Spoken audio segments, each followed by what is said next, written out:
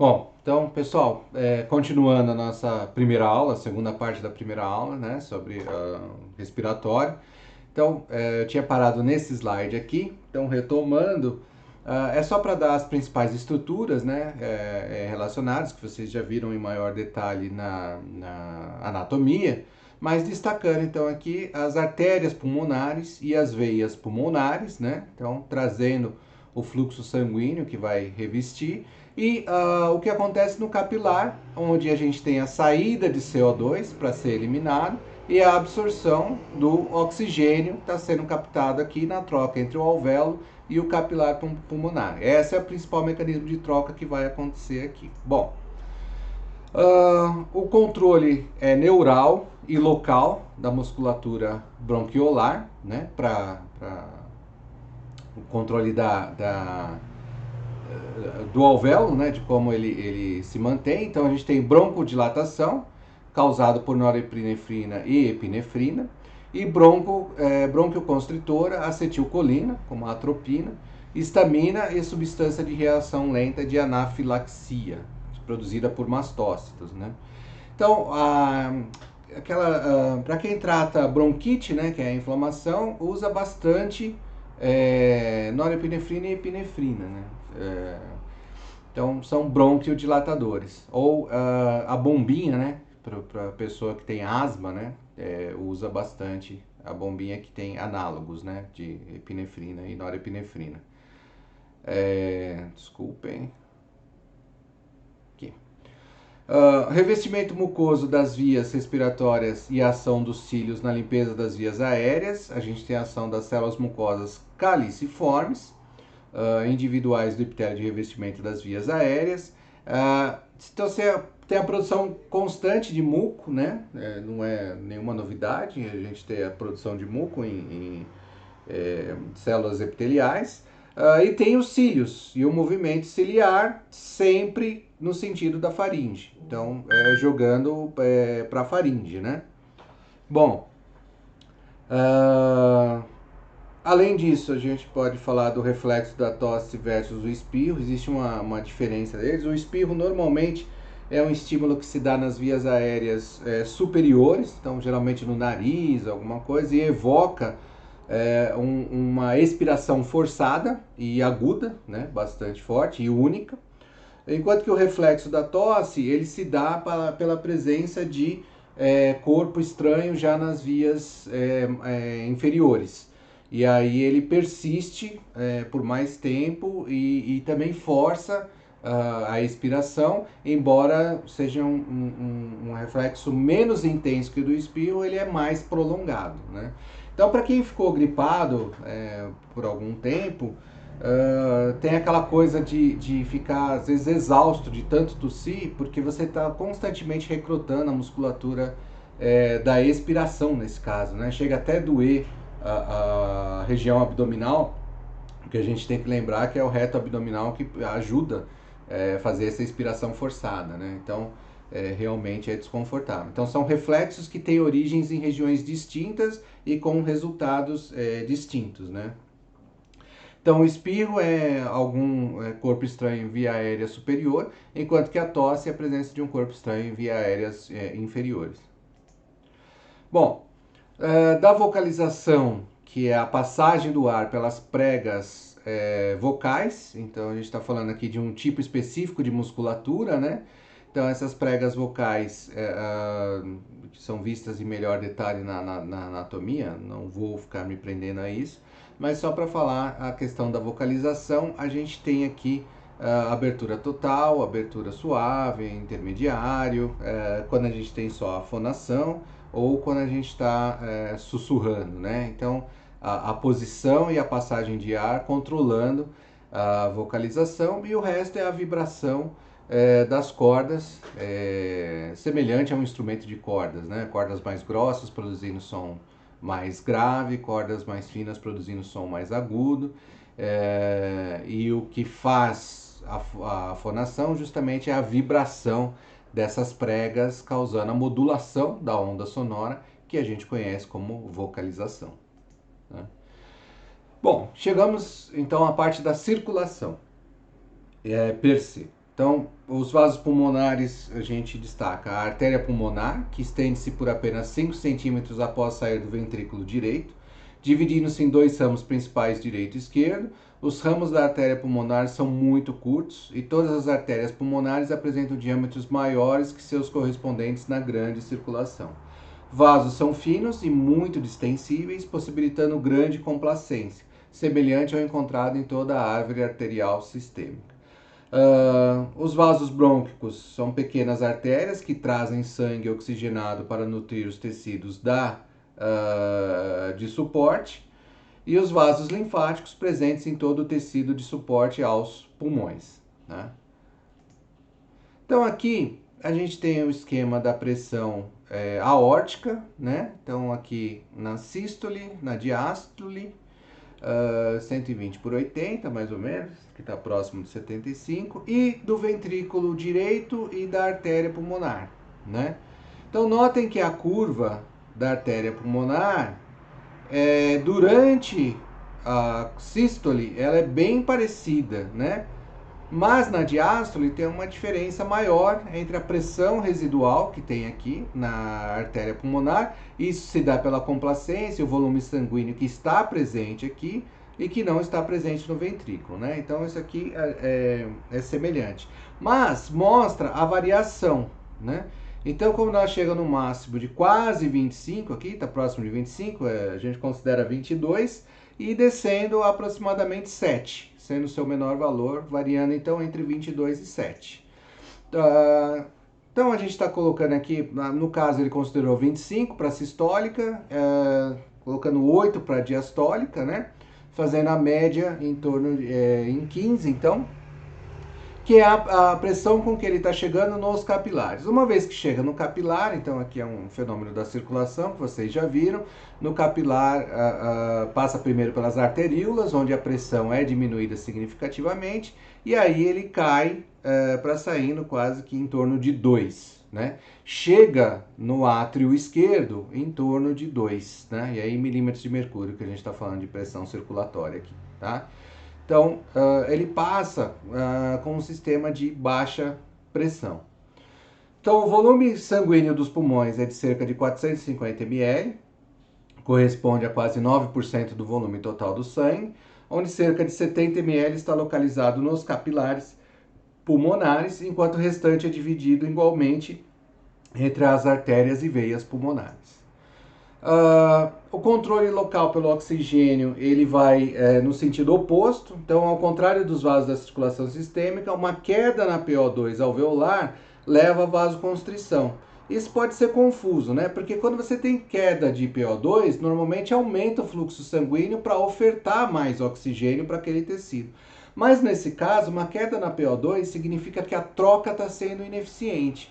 E uma vez que a troca está sendo ineficiente, então ele promove uma vasoconstrição para que o fluxo diminua e a eficiência da troca aumente. Então ele é o contrário do que a gente observa no resto da circulação sistêmica. A gente também tem aumento do fluxo sanguíneo em resposta ao exercício, né? E o fluxo, a gente tem aquelas 3 regiões do pulmão, né? A parte superior, a média e a parte de baixo, né? Em que o fluxo sanguíneo é sempre maior na parte mais inferior, né? E ela é menor no topo, considerando a pessoa na posição ereta, né? Estando sentado ou em pé, tá? Deitado ela é igual, mas em pé é diferente. Então, mesmo que você aumente o fluxo sanguíneo com o exercício, isso daqui não muda. E por que isso acontece? Porque a pressão é muito baixa na circulação pulmonar. Por exemplo, o sangue chega na cabeça, mas ele está vindo da pressão sistêmica, ele não está vindo da pressão pulmonar. Com a pressão pulmonar, ele chegaria muito baixo até a cabeça, né? Mas por que isso? Porque ele já sai com uma pressão menor, mas a ideia é justamente fazer um circuito muito curto, em que você não quer uma grande, não precisa de uma grande pressão ou grande velocidade, fluxo. O que você precisa é que a troca seja eficiente, né? Então isso acaba acontecendo, isso é observado, mas quando você está em pé, você tem essa diferença. E por que isso acontece, né? Bom, A gente tem normalmente a zona 2 e a zona 3, não tem a zona 1. Tá? O que acontece na zona 1? Ausência do fluxo sanguíneo durante todas as fases do ciclo cardíaco. Na zona 2, fluxo intermitente, somente durante os picos de pressão arterial pulmonar. Então, quando tem a sístole no ventrículo direito, o sangue tem uma pressão suficiente para passar. No momento da diástole, em que a pressão cai, o sangue não circula, ele para. E aí você tem uma circulação intermitente. Na zona 3, tanto na sístole quanto na diástole, o fluxo é contínuo, porque a pressão aqui chega maior, mais forte, né? Então, em condições normais, não tem a zona 1. Quando acontece a zona 1? Quando você tem complicações ou alterações da circulação pulmonar. Seja por uma hipertensão ou hipotensão do ventrículo direito ou comprometimento do ventrículo esquerdo também. Ou seja, alterações da função cardíaca levam a alterações da circulação pulmonar, tá? Então, isso é um outro fato complicador quando você tem doenças que afetam tanto o pulmão como o aparelho circulatório, como é o caso da Covid-19, né? Então, é mais de uma frente complicando o quadro. Mas aí eu quero fazer uma aula só de Covid-19 para explicar isso melhor para vocês. Bom, então, só isso daqui acontece enquanto o indivíduo está em pé, né? Ou sentado. Então, quando a pessoa está passando mal, que parece que ela está com falta de ar, você coloca ela em decúbito, né? Então, você deita a pessoa. E aí, quando ela deita, vira tudo zona 3. Não tem região que não tem circulação. Por quê? Porque aí você tirou esse efeito da gravidade, né? Então a circulação flui melhor. Então, de fato, funciona para aumentar a circulação de alguém que está com falta de ar. Bom, então aqui mostrando os valores, né? Quando você tem um valor de débito cardíaco normal, e à medida que você aumenta o débito cardíaco, você tem aqui o aumento da pressão, né? Então a gente vê aqui o que seria em torno de 15, né, que a gente estava falando, e quando cai o volume também, então a gente tem aqui uma queda da pressão da artéria pulmonar, né? Então, como isso influencia também a pressão arterial. Vejam que para cair, né, se você tem uma queda do volume, né, do débito cardíaco, cai muito rápido, né? Valores muito baixos. Para subir ela é um pouco mais resistente, mas ela sobe também, tá? Então, uma queda do volume leva a uma rápida queda. E o que pode levar à queda de volume? Hemorragia, né? Então, isso é bastante drástico para o efeito de oxigenação, tá bom?